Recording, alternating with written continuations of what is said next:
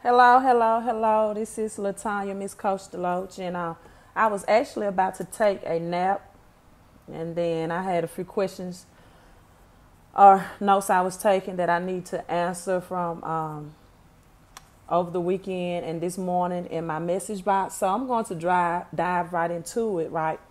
Um, First of all, my first subject matter is if you want to be rich, right, you can't hate the rich. If you want to be rich, you cannot hate the rich. So if you're logging in, make sure you hit the like button for me. If you're joining in, I've probably been speaking for like 10 seconds. So make sure you just take your time while you're tuning in to hit like as you tune in. And so first of all, I would rather be wealthy and wrong, right, than to debate the philosophy of the rich and wealthy, right? There's some things that you never can achieve in life if you hate it, if you speak against it. And I know for myself, you have some nonprofit organization, mainly from church's background. And, you have some of these churches that they're small in size, right? But their house is 3 times larger, or the pastor's house is 3 times larger, or the first lady closet is double the size of her Louis Vuitton or handbags and things of that nature. And they talk against people in their church getting a financial education, right? But they're driving a Mercedes themselves. So if you want to be rich, you cannot hate the rich. I just wanted to let me make sure my volume is up. Pinpoint that in order for you to gain, you have to respect the game, right? In order for you to gain, you have to respect the game. You can't talk against the rich. You can't talk against the wealth and prosperous and say, oh, they do this with their money, they do that, or they don't give back, or you won't have what you want to respect. You won't possess, right? So if you're joining in, make sure that you just take out time to hit that like button for me. So let's get right into the other topics, right? What is a credit sweep, right? What exactly is a credit sweep? Now, the first thing I ask people when they tell me they want to learn or they want to learn how to fix their own credit, or they want a credit score, whether it's to purchase a home or to get a vehicle without a cosigner, or to get 0% interest rates on credit cards, or they want to invest in business or real estate and they need to get their credit score, what it needs to be. The very first question I ask them is, do you know your credit score? Thank you for the likes. Thank you so much. If you're getting some likes and some hearts, some digital motivation, if you appreciate the information, I really would enjoy that. So I asked them first, do you know your credit score, right? Because if you don't know where you are, you don't know where you're going, right? If you don't know where you are, you do not know where you're going. So a lot of people don't know that Equifax, Experian, TransUnion had a data breach, right? They had a data breach. They had several data breaches. Thank you for the hearts. Thank you for the thumb. And what people need to know concerning a credit sweep, thank you so much if you're joining in. Make sure you hit the like button for me. Take time, just hit the like button. Is a credit sweep can remove all negative items, illegal items off of your credit report, right? It can. Hello, John. Thank you so much. Thank you so much. I enjoy engaging with you all. So make sure you hit the like button when you tune in and give me some digital love, some hearts, and some like. A credit sweep can remove any illegal and negative items off of your credit report. But this is the deal. When doing credit sweep years ago, people would file police reports, right? Because now they would claim fraud on their credit alert. And it's a big difference between fraud and identity theft. Thank you. If you're joining in, make sure you hit the like button for me. So it's a big difference between fraud and, thank you, Tim, identity theft. And so what people would do is they would go the fraud route, meaning they would go to the police station, file a fraud report on their credit alert. And now the 3 major credit bureaus would go and invest those fraud accounts, right? and they found a lot of them to be illegally done, invalid, right? So if you want a credit suite and you are a victim of identity theft, let me let you know what that looks like. If your daughter or your son went to a loan company, you know, they charge those 200% interest rate, I don't know, and they went to a loan company, they filed an application to qualify for a loan in your name. You had no idea that loan company ran your credit. Maybe your sister, your brother, your mother, your father, sometimes parents in the brown and black community put utility bills in their children's name. Now, the person who ran your credit report or put those bills in your name, thank you so much. They will not be legally, any legal matters will not be transferred to them, right? But you are now a victim of identity theft because the company or the utility services that operated those services were in the wrong. They didn't do what they needed to do to identify, you know, that person was you or who you say you were. And so that works very well oftentimes as a loophole in the credit repair enhancing business, meaning that Section 605B of the FCRA, the FCRA stands for Fair Credit Reporting Act, states that any alleged identity theft information shall be blocked in 4 business days of your credit report. But you have to know that you are doing it right, and you must know, you must have the verbiage, you must have the jargon, you must have the legal terms. Thank you so much for that thumbs up of your letters and what you are disputing. So let me go ahead and extend on that real quick.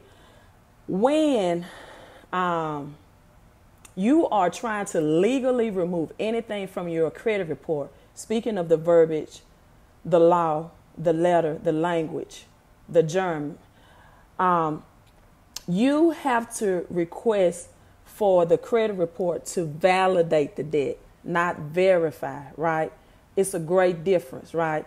And so when you are speaking the language of the credit bureaus, you are more effective. You have to speak the language. You have to know the verbiage. You have to know the jargon. So verification and validation is totally different. And that's why I'm not a big fan of Lexington Law, because it takes them up to 3 months just to validate your debts. And it should not take 3 months to, to verify your debts. It should not take, and you're paying $99 a month often for Lexington Law. So they drag it out as slow as possible. It should not take 3 months to verify your debts. Verification just means, thank you so much, Miss T. Verification, thank you for the thumbs up. Thank you for the thumbs up. If you're tuning in, make sure you hit the like button for me. Verification just means I verified that this is your address, this is your resident, this is your contact. But validation of debt, there's 3 ways of debt validation that should be done. And this is leading into why you should never pay a collection agency, right? So back to identity theft right quick, and to make sure that I'm teaching and I'm iterating what I want to iterate in this video, is that the credit bureaus must abide when someone uses your ID to pull your credit without your consent and permission. Thank you so much for the digital love on Facebook, the thumbs in the heart. And so I'm refocusing here because a lot of people just joining on. So a lot of people don't know Equifax TransUnion, all Equifax, Experian TransUnion just recently had a data breach. And so, and if you don't know where you are going, if you don't know where you are, you don't know where you are going. A lot of times I ask people, do you know your credit score, when they ask me for help with anything and improving and empowering them to fix their credit.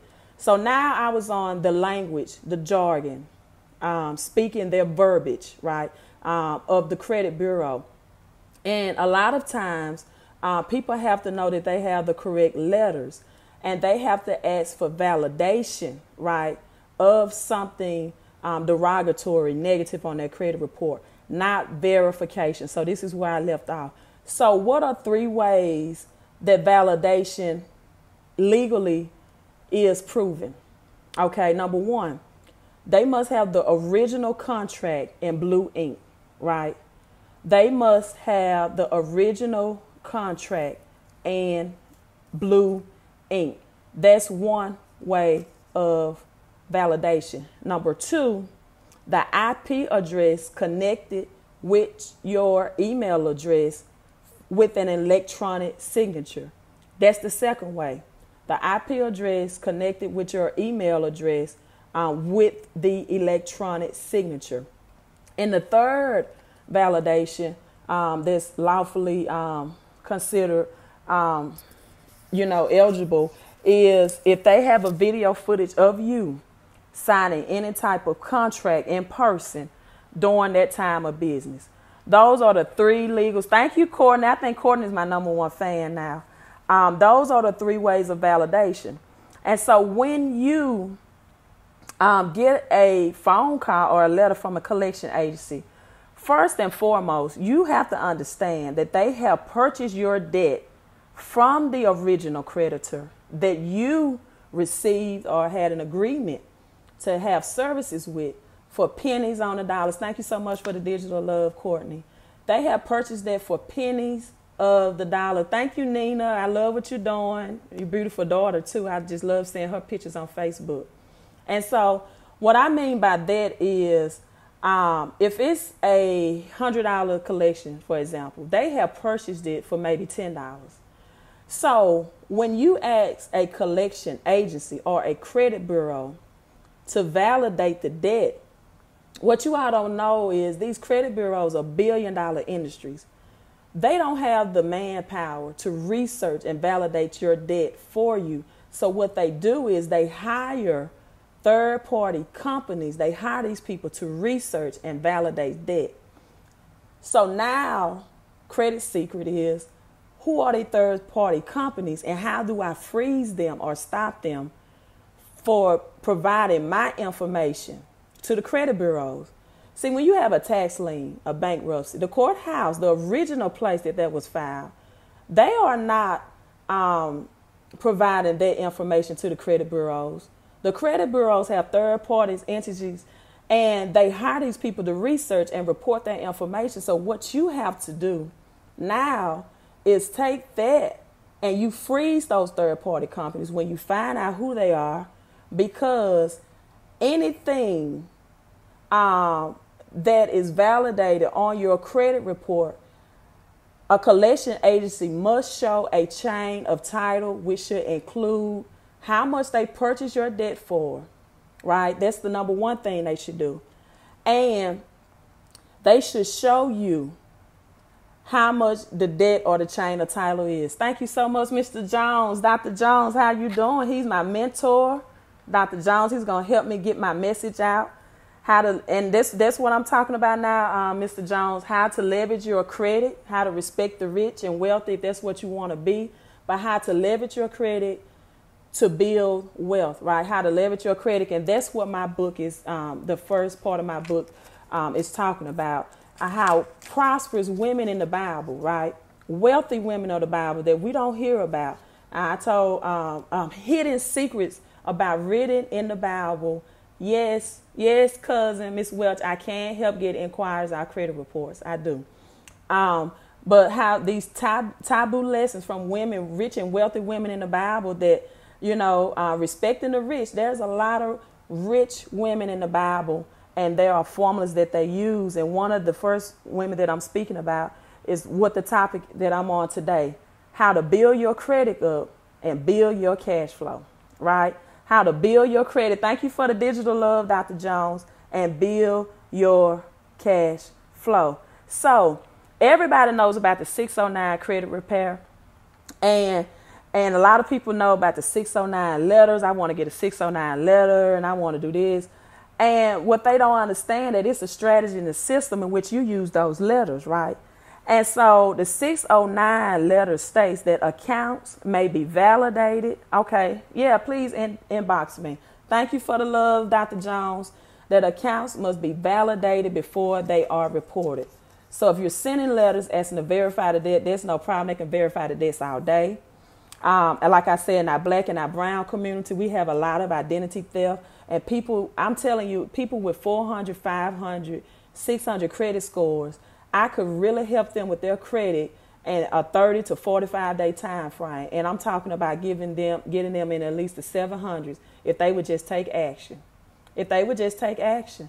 But again, it depends on what your goals. And I have some people, okay, 601. Okay, thank you. Just inbox me. Just inbox me. And I'll respond to your inbox. But again, I discussed about the 3 ways of validation. And so if you did not get that at the beginning, make sure you watch the replay. I talked about how to legally remove anything off your credit report, with a credit sweep. And a lot of our black and brown people are victims of identity theft. And that the people who performed identity theft won't be held accountable for it. But that is a loophole and an advantage for you. And it's a law and it's illegal to get any negative. I'm talking about child support, repossession, bankruptcy, right? If the company that they went to did not make sure that that person was who they say they were, and they use your credit to try to see if you can get approved for something, or they put a utility bill in somebody's name, that's identity theft. But you do not want to do a credit sweep by filing a police report and identifying it as fraud, right? Because that's the illegal way to do it. So it will remove all your negative, but you got to have the verbiage, the jargon, the language, and the letters, right? Because when people talk the law, you know, the Bible states that without knowledge, my people perish. And that's why people are perishing, right? But the power, the Bible also teaches us that the power of life and death is in our tongue. But in this case, it's in the written words. And you have to have the right words written and done at the correct time. And once you build your credit, people, I can teach you how to build your cash flow. Is everything. The Bible says a man's name is more honorable than anything. Your credit is your name. Your credit is your name. And if you can build your credit, you can build your financial power, right? I'm signing off. Make sure you respect the rich and wealthy. If you ever aspire to be one, you cannot possess what you don't respect. I'm signing off. Have a great, great Monday. Make sure you hit like for me and hit share. Miss Coach Deloach.